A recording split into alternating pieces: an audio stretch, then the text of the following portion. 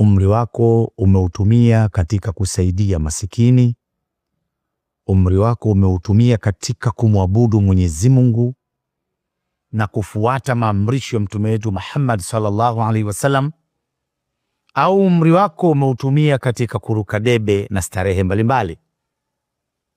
Taulizwa hilo, halina shaka.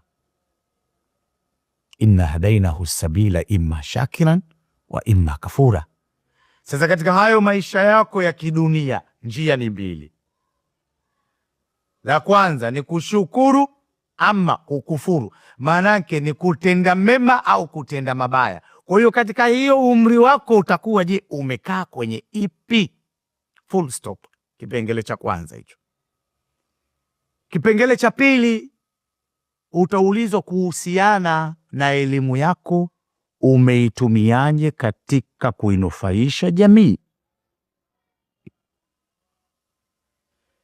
Talanta uliokuwa nayo, ujuzi uliokuwa nao, taaluma ulionayo, umeitumia katika njia sahihi ya kuisaidia jamii? Au umetumia ujaji wako kuwafunga watu kwa dhulma? Au umetumia ujanja wako kubadilisha simu mbovu ukaeka nzima ukaeka mbovu we fundi simu? Au umetumia usamji kuwadhulumu wenzako baada ya kupata 10% commission ya udalali?